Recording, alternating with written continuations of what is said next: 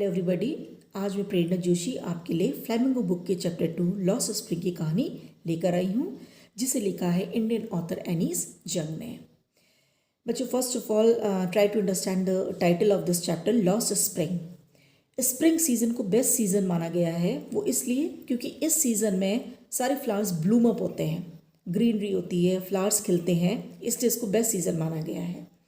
इसी तरीके से चाइल्डहुड को कंपेयर करा है स्प्रिंग सीजन से, यानी चाइल्डहुड को ह्यूमन बीइंग्स की लाइफ का स्प्रिंग माना गया है, क्योंकि चाइल्डहुड एक ऐसा टाइम पीरियड है जिसमें बच्चे अपनी लाइफ को एक्सप्लोर करते हैं। They are far away from any sort of tensions, worries, stress, anxieties, fine.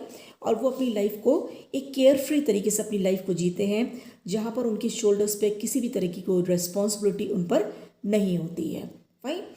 But यहाँ पर ये बताया गया है कि कई बच्चे ज़िंदगी में ऐसे होते हैं जिनकी लाइफ में ये स्प्रिंग आता ही नहीं। चाइल्डहुड का ये टाइम पीरियड जिसमें वो केयर फ्री लाइफ एक जी सकें, फ्री होकर अपनी ज़िंदगी विदाउट एनी एंग्जाइटी और टेंशन जी सकें, ऐसा स्प्रिंग उनकी ज़िंदगी में कभी आता ही नहीं। क्योंकि किसकी वजह से? क्योंकि due to grinding poverty, fine. अब यहाँ पर बच्चों इस चैप्टर में 2-3 कहानियाँ हैं। पहली कहानी है साहिब आलम की, फाइन। साहिब आलम एक ऐसा बच्चा है जो कि एक रैक पिकर है और जो रहता है सीमापुरी।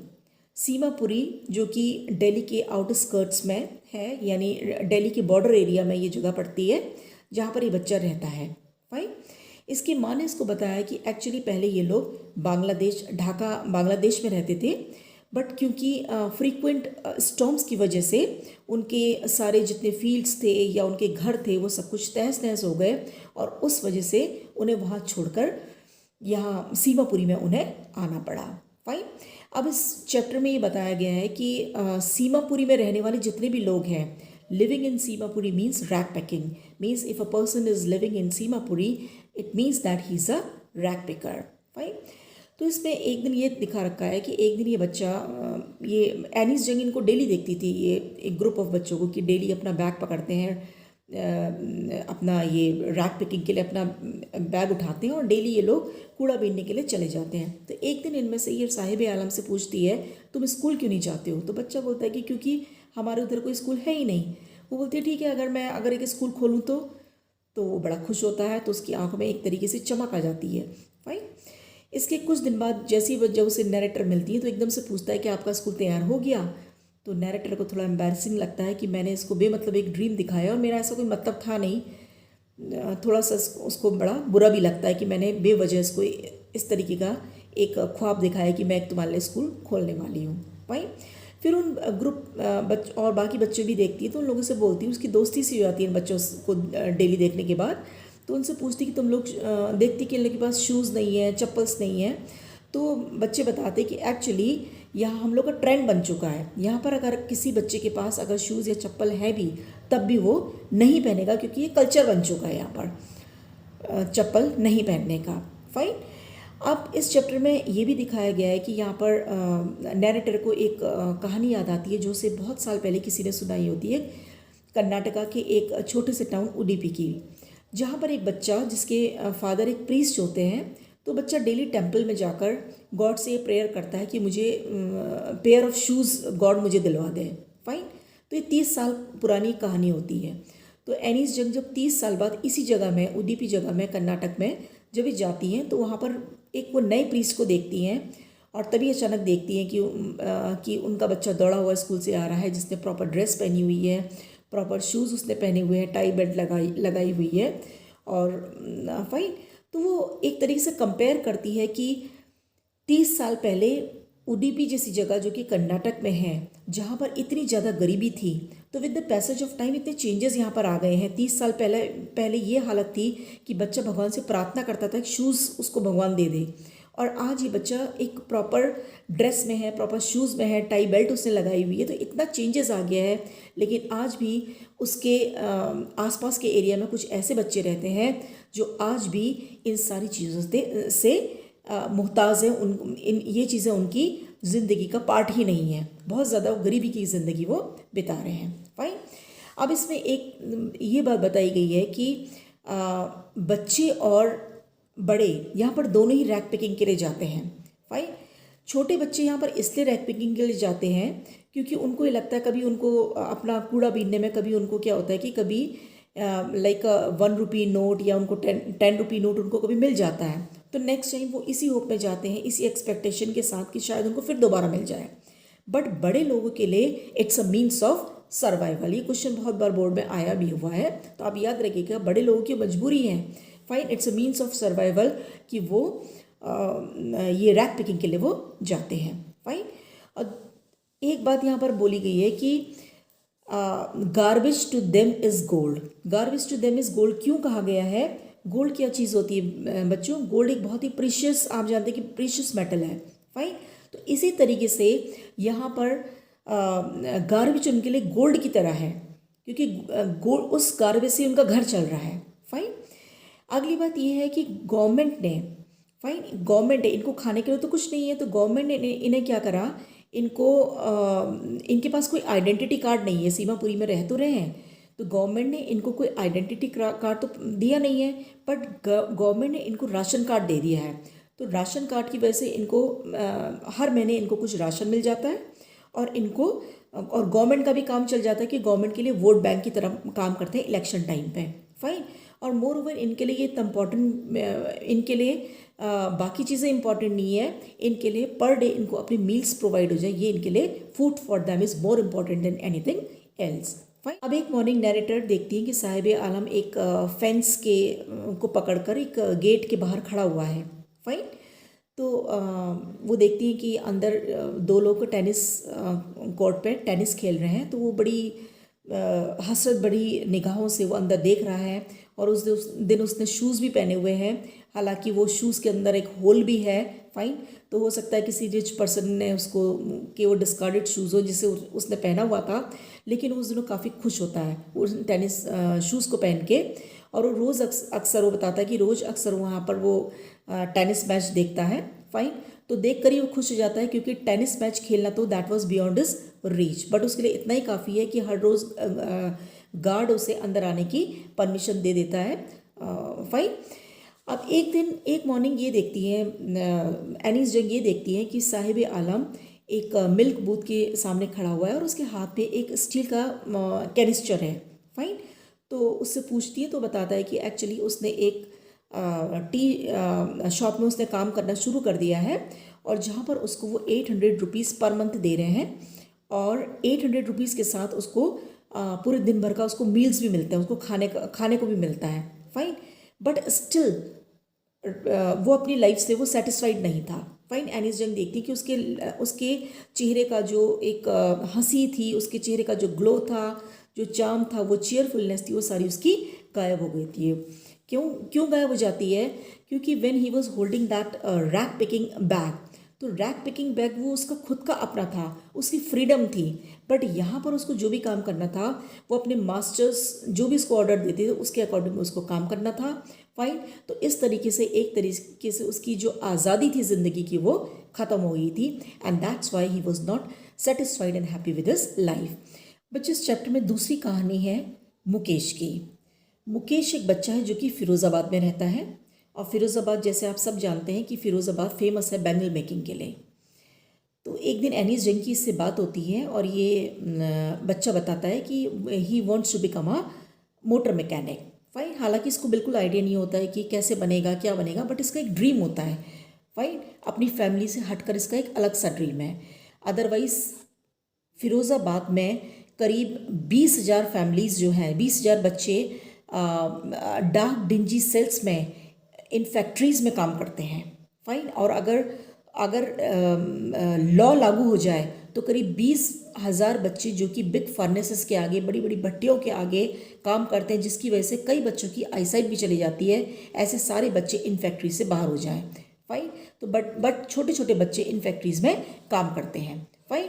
तो एनीस जंग एक दिन इस बच्चे से बात करती है, तो ये अपने ड्रीम के बारे में बताता है कि he wants to become a motor mechanic. फिर वो नैरेटर को, यानी एनीस जंग को, अपने घर भी लेके जाता है, और जब नैरेटर उसके साथ उसके घर जाती हैं तो देखती हैं कि वो बहुत ही कंजेस्टेड एरिया में रह रहा होता है, जहाँ पर कि बहुत ही नैरो लेन्स है, और जहाँ से बहुत ही फाउल स्मेल उन लेन से आ रही होती है, और एनिमल्स और ह्यूमन बींग्स को एग्जिस्ट कर रहे हैं, एक साथ एग्जिस्ट कर रहे हैं, जैसे कि वो पुराने एंशियंट टाइम में जब होता था ऐसा।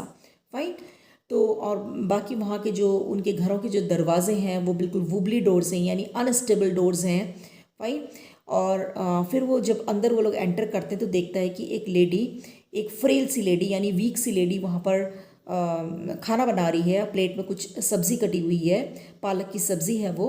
और वो जो लेडी है वो मुकेश की के बड़े भाई की वाइफ है, यानी मुकेश की भाभी है, जिस पर कि फैमिली के 3 मेल मेंबर्स की जिम्मेदारी है, मुकेश की, मुकेश के भाई की और मुकेश के फादर की। फाइन। साथ में इनके साथ इनकी ग्रैंड मदर रहती हैं। और बाद में ग्रैंड मदर ये बताती कि यही इनका कर्म है, यही इनकी डेस्टिनी है, क्योंकि उनके हस्बैंड ने यानी ग्रैंडफादर की आई साइट इन फैक्ट्रीज़ में काम करने से उनकी आई साइट जा चुकी होती है। फाइन। और इनके ग्रैंडफादर भी बहुत दुखी मन से बताते हैं कि मैं अपनी ज़िंदगी में ज़्यादा कुछ नहीं कर पाया, ठीक से अपने घर को रेनोवेट भी नहीं कर पाया, क्योंकि पहले मैं टेलर था और जितना कुछ मैं सिखाता था यही मैंने इनको ट्रेनिंग दी, और इसके बाद मैं थोड़ा बहुत मैं इनको स्कूल भेज पाया, इसके अलावा मैं इनके लिए ज़्यादा कुछ नहीं कर पाया। फाइन। तीसरी कहानी यहाँ पर सविता नाम की एक लड़की है, जो कि जैसे दिखा रखा है कि अपनी माँ के साथ वो भी घर में बैंगल मेकिंग का काम करती है। फाइन। तो रात के वक्त ये लोग इस कांच को मोमबत्ती की रोशनी में ये लोग क्या करते हैं, कांच को पिघलाते हैं। फाइन। मेल्ट करते हैं, फिर उससे बैंगल्स बनाते हैं। तो इनकी आइज़ जो है यहाँ पर ये दिखा रखा कि इनकी आइज़ डार्कनेस की ज़्यादा यूज टू हो चुकी है बजाय डे लाइट के। फाइन। तो ये बच्ची जो अपनी माँ के साथ बैंगल बना रही है, तो जिसकी आईसाइट भी जा चुकी है। फाइन। इसकी माँ की भी आईसाइट जा चुकी है। तो जो बच्ची ये सविता अपनी माँ के साथ बैंगल्स बना रही है, उसको ये बिल्कुल भी एहसास नहीं है कि ये bangles how important role it has in the life of a सुहागन। फाइन। लेकिन वो बना रही है। फाइन। और उधर इसकी मदर है, जो कि उसके हाथ में चूड़ी तो है पर उनकी आईसाइट जा चुकी हैं।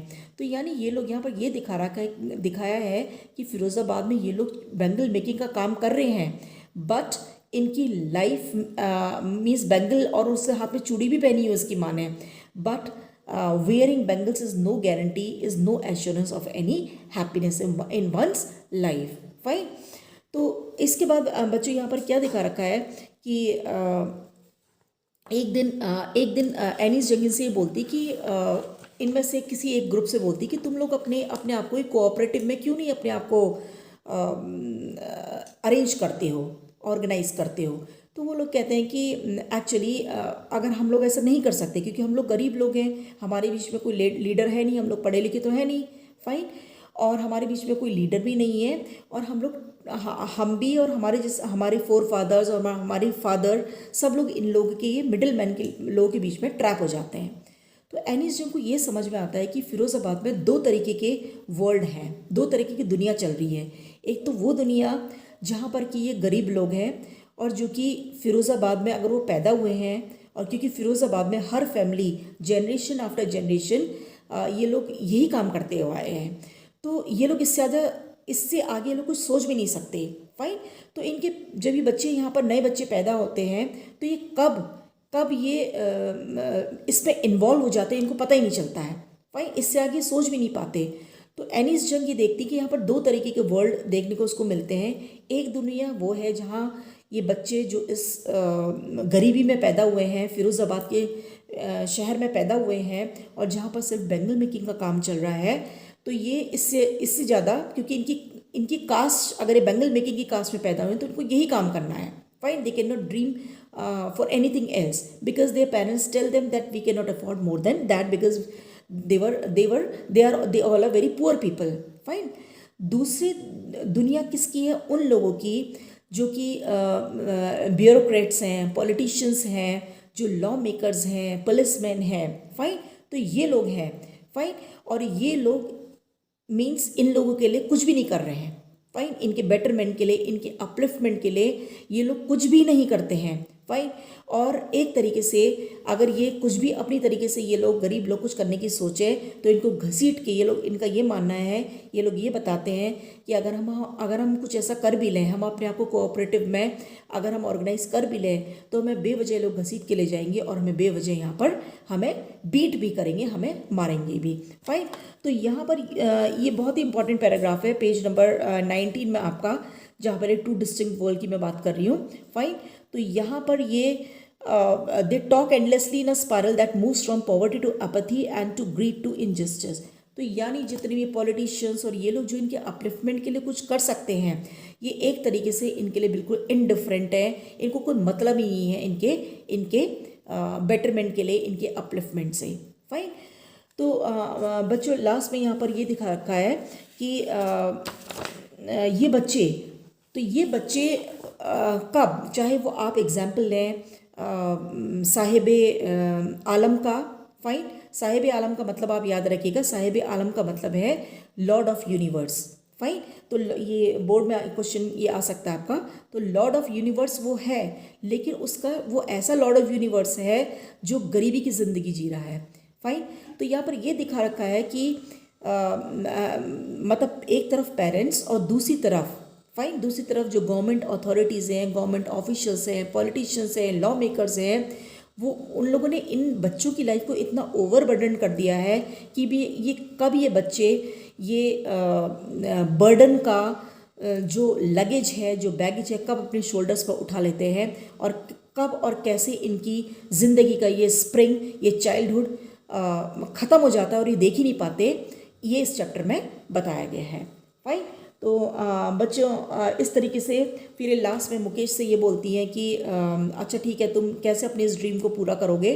तो वो बताता है कि मैं पास में गैरेज है और मैं वहाँ पर जाके लर्न करूँगा, but I will be a motor mechanic. Fine. तो जब मुकेश से बात करती है तो ये ड्रीम इसकी आंखों में उनको दिखता है नैरेटर को, और ये देख के उनको थोड़ा सा अच्छा लगता है। तो ड्रीम उस बच्चे का भी है। ड्रीम यहाँ पर दिखा रखा है कि साहिब आलम का भी ड्रीम है, जो वो बहुत हसरत भरी नज़रों से वो टेनिस कोर्ट की तरफ देखता है। फाइन। उसका भी ड्रीम है कि वो टेनिस खेले। फाइन। बट उसको ऐसी अपॉर्चुनिटीज़ मिलती ही नहीं है। फाइन। तो यही दिखाया गया है, मुकेश का भी ड्रीम है, जो कुछ बनना चाहता है, but due to lack of opportunity and due to grinding poverty, fine, their whole life is exploited. Fine. And in this way they do not see the spring of their life. Fine children.